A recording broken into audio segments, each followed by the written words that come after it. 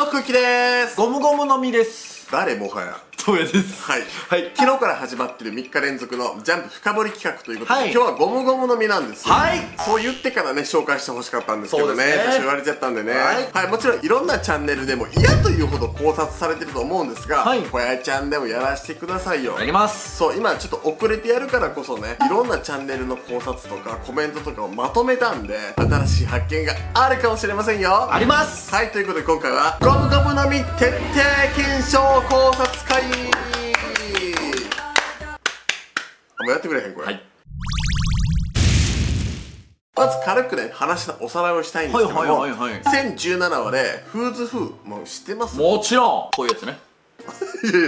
志村けんみたいなのやめてくれるんですよ。元 CP9 だったということが分かるんです。これ初ですよね。敵の幹部に元 CP9 がいるってすごくないですか？確かにな。ね、それからある事件で、ミスを犯して投獄されちゃうんです。そうでその事件の内容がすごい衝撃的で、なんと悪魔の実を護送中に敵に奪われてしまう。でそしてなんとその悪魔の実こそが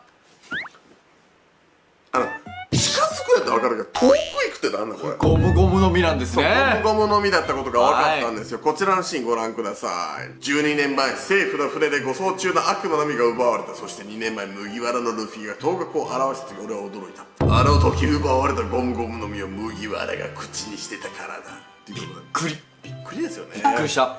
言わないですか、びっくり。驚き栗の木、山椒の木ですか？めっちゃあるやん今回。つまり第1話、ワンピース第1話でラッキールーっていうね、そのシャンクスのところの太ったクルーがね、この実食ったんか、この実食ったんかって言ってたよ。その時に敵戦から奪ったゴムゴムの実がないってなってましたけども、それがなんとフーズフーの乗っていた護送船だったんですね。まさか敵戦が CP9 やとはね。てか CP9 がイーストブルーに来てた時点でやっぱこのゴムゴムの実の重要さが分かるということなんですよ。そうなんですよね。ちょっとねこのシーンやっぱりね、もう一回よく見てほしい。そのフーズフーのドアップのシーン、あの時奪われたゴムゴムの実を麦わらが口にしたからだっていうのって面白くないですか？1個前のコマでは、そして2年前麦わらのルフィが頭角を現した時って書いてあるんですよ。この時には明らかにルフィって言ってるんですよ。確かに。でも麦わらが口にしてたからだって。もちろんバギーとか麦わらとかっていうことはあるんやけども、やっぱ麦わら帽子に対しての執着、そうね。多分この時もシャンクス麦わら帽子をかぶってたと思うから、それも相まってムカつくやんと思うね。そうやね。そう、こういうのが多分大事かなという、これちっちゃいポイントなんやけど、ここから本題に入るんですけど、やっぱり一番気になっていることってどこですか？やっぱりフーズフーがあいみょんを好きなんじゃないのかっていうところですよね。どういうこと？麦わら帽子の君ということで。いつになく目細ない今日。猫になったんだよ君は。もう帰りたいよ。帰りたいな。はい、なんすか？はい。なぜ重要なのかっていうこと、そこを掘り下げていきたいんですよ。今回も、他のワンピース系 YouTuber さんの考察で面白いなと思ったものをまとめたんで、そこからまず紹介するんだけど、まずスーパーコミック関連、ある層やある界隈では当たり前に知られている身の可能性、どうですかこの辺は。もうありえそうやなっていう。そうで、コビーも知ってるぐらいなんですよ。あのゴムゴムの実を食べたんですかって言ってたじゃないですか。確かに。ってことはイーストブルーとかでも結構知ってる人いるのかなとか。そうやね。でも今までね、そのワンピースって今もう100巻とか経つわけだけど、一度たりともうコビーだけなんだよ、ゴムゴムの実について深く名前を出した人って。確かに。そうだから、もし前任者がロジャーとか誰かだったら、あのロジャーの実をとかなっててもおかしくないし、もっと秘宝的なことを口走ってもいいと思うんだけど、でもしかもルフィの能力を誰も奪いに来ようとあんましないという。そうやね。捕まえることや殺すことは考えても、悪魔の実に関して重要だっていう風な言及は海軍サイドでも聞いたことないんで、本当にごく一部の上層部だけが知ってるような。もう実際ね、頂上戦争と赤犬がルフィ見た時はもうあいつは危険そうやなっていう理由でしたからね。そうやね。ゴムゴムの実やから芝居とこうって感じじゃなかったもんね。ルフィの過去編で天理人の視察団がゴア王国に来ましたよね。あれはもしかしたらゴムゴムの実が目当てだったんじゃないかとかね。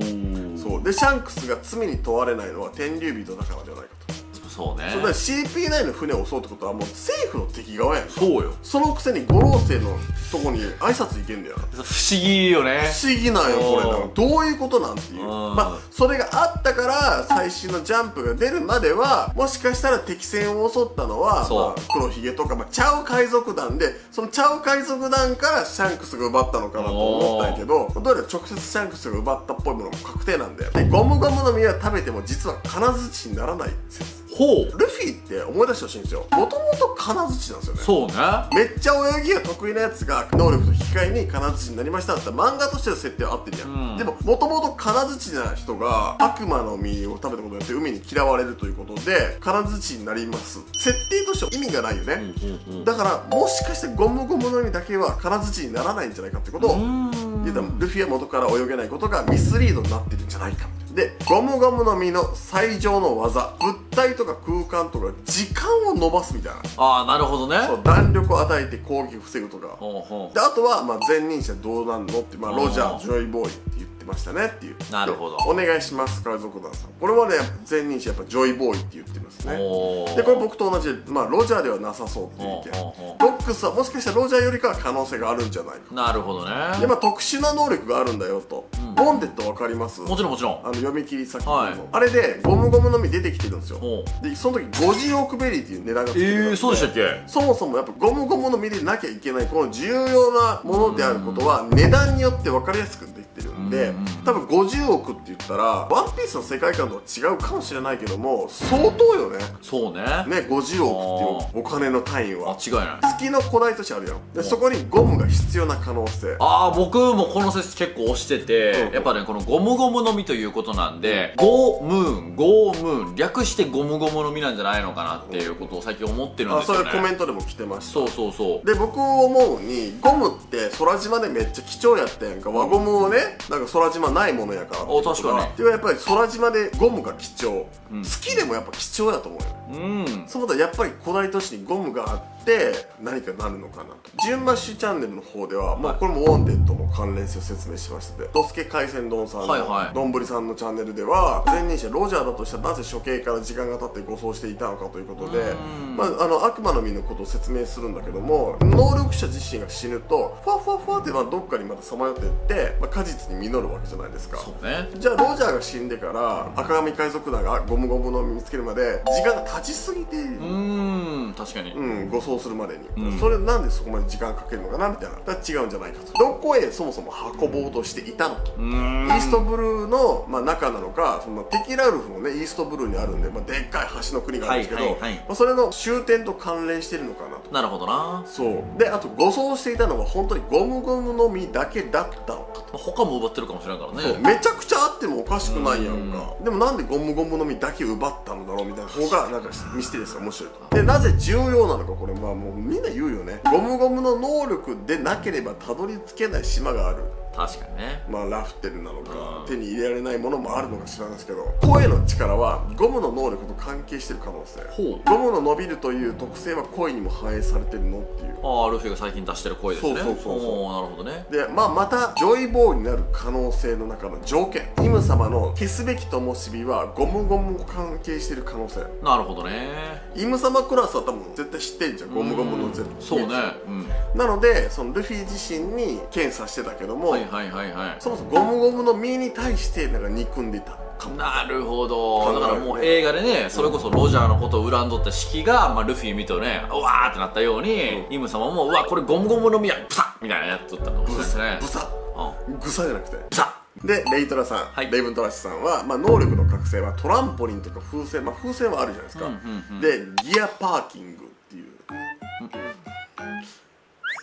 まあ縮む特性で動きを封じるんじゃない。なるほどね。でゴムじゃないといけない場所がある説。やっぱこれはみんな思うよね。なんでか知らないけどレイトラさんは雷神とめっちゃ好きなんです。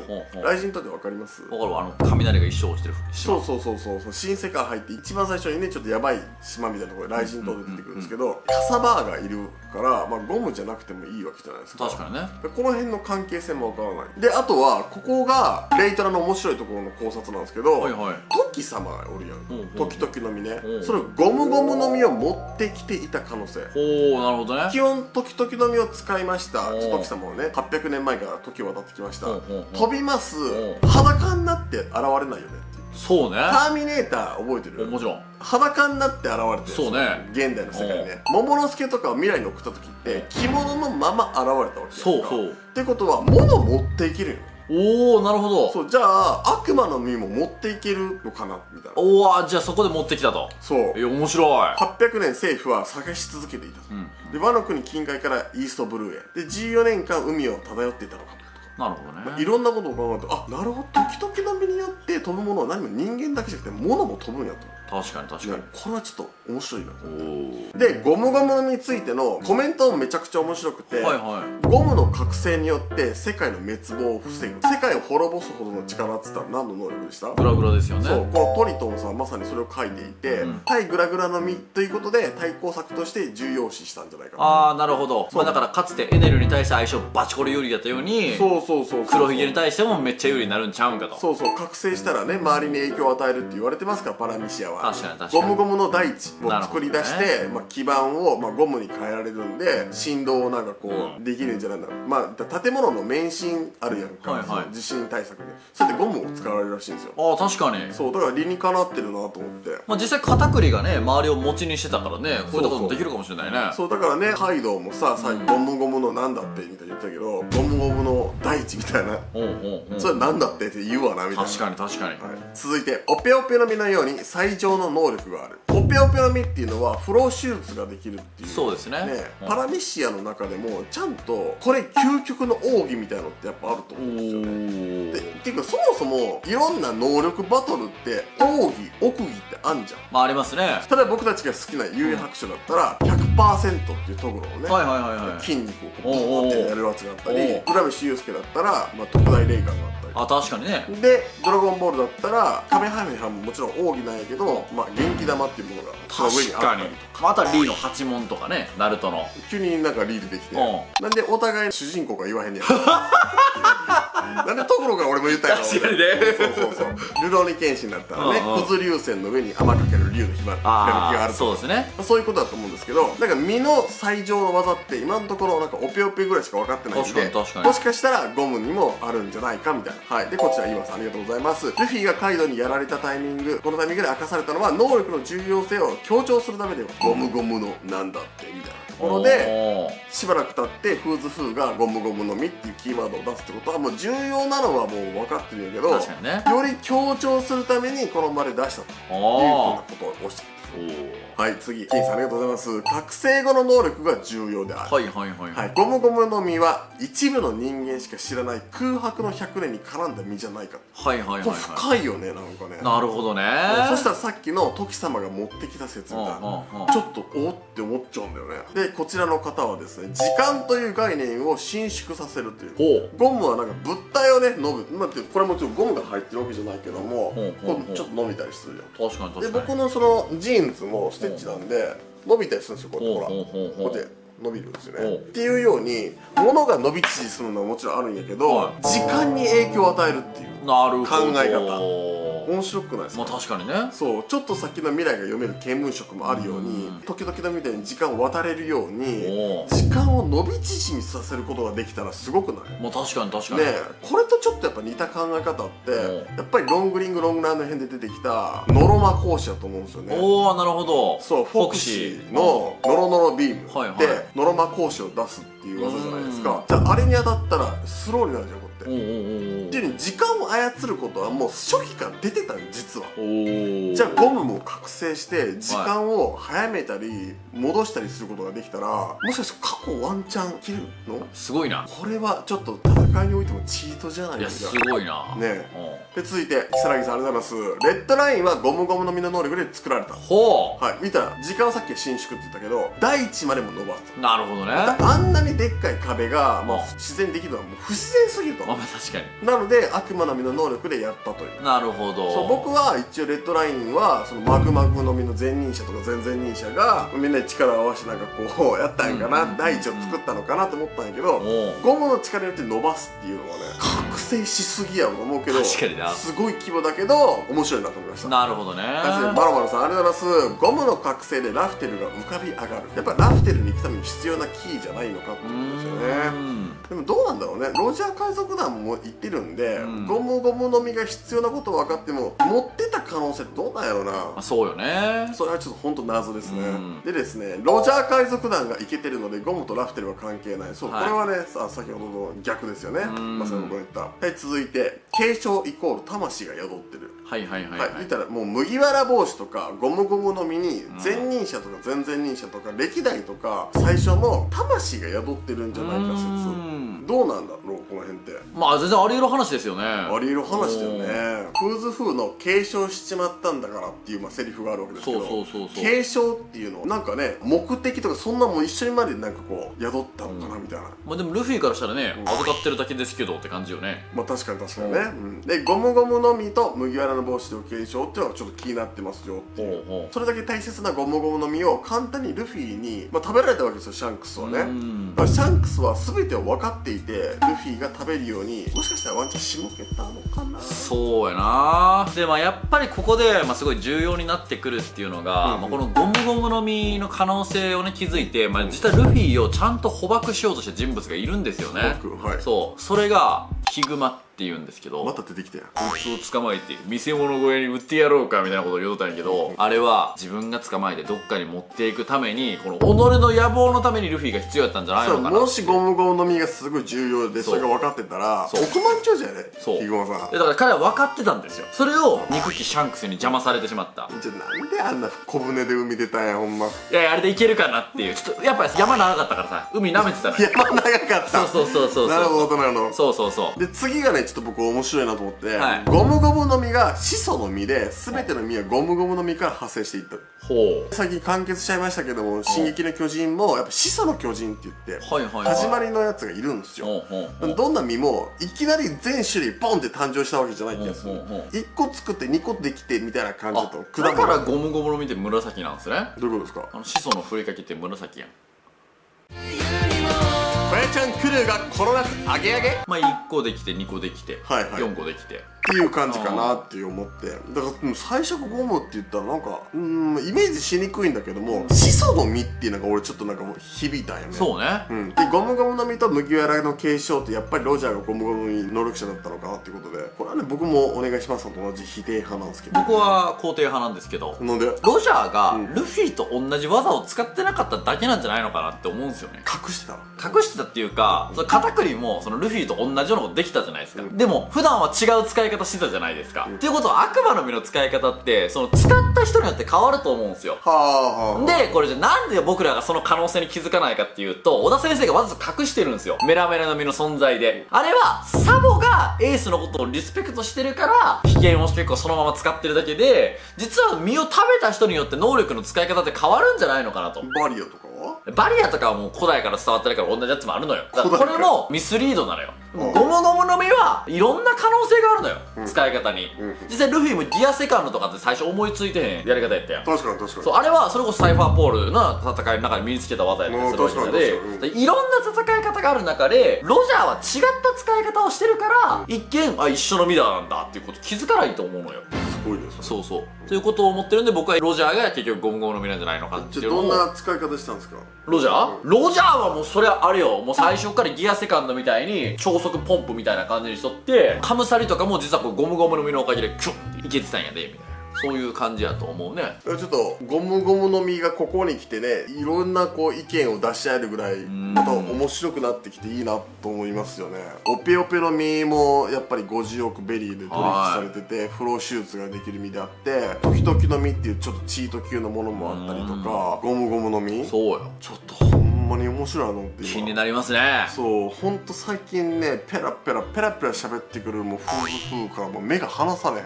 よーおしゃべりしてくれる猫やで。そう、太陽の神ニカのことを話した監修は後日消されたんでしょ、消されたことをペラペラ敵の前で喋っちゃうフーズフー大好きだし、ゴムゴムの実の12年前のとかっていう言わんでいいことを思い出話をしちゃうもうフーズフーも大好きやし、 CP0 いること知ってるだろうに、その前にはペラペラペラペラ昔話しちゃうもう夫婦がもう愛おしくてしゃあない最近。そうね。来週もめちゃくちゃ喋ってほしいもん、これ高評価今日2500以上いったら、戦いの最中にベラベラベラベラ喋るキャラトップ7ぐらいのランキングやりたいんだよね。わあ、それ面白そう。テニスの王子様かいうぐらいなんか戦いの中であれもよう喋るからな。いや、あれはね、まあ分からなくもないし、外野もちゃんと解説してくれるから。確かに確かに。でもフーズフーさんは本人がベラベラベラベラ喋るんですよ。そうやな。でしかも死ぬ前に言うことはあるか、お前の能力が知りたい、分かった、ではメイドの土産に教えてやろうみたいな、会話があって言うんやったら分かるやん。ジンベエ何も聞いてへんのにベラベラベラベラ喋り出すやんか。俺もうすっごいフーズフー好きで、聞いてほしかったやろね、誰かにね。そうで久々に知ってるやつ来たぞみたいな。そうそうそうそう、テンション上がっちゃったんだろうね。分かるわ。はい、だから2500以上いいねいったら、敵の前で戦闘中にベラベラベラベラ喋るキャラベスト7を東役にまとめてもらうので、ぜひ押してくださいみたいな。ドフラミンゴとかも結構ね、頂上戦争の最中でね、喋る、ほんまに喋る。だからええこと言うてんねんけど、それ今言う必要あるんかみたいな。聞いてもないのに時代はスマイルだ。あ、そうそうそうそう、それ聞いてへんでみたいな。自らこの先のヒントを出しちゃうとか。はい、まあということでそういうキャラをコメントください。お願いします。はい。で、僕たち今月32万人登録者目指してますんで、まあ達成してるかもしれないね。そうですね、ありがとうございます。どうせだったら33万人行きたいんで、引き続きチャンネル登録されてない方、お願いします。ポチッと簡単な作業でお願いします。で、僕たち Twitter とか LINE ライブやってますんで、ぜひフォローしてください。お願いします。バイバイバイバイバイ。小屋ちゃんクルーがこの夏アゲアゲ、楽しみいっぱい躍動感。クルーのみんなでもっと盛り上げて、 Twitter、LINE ライブ公式 LINE もやってるよ。フォローしてね。僕らの場合は小ヤッキーチャンネル。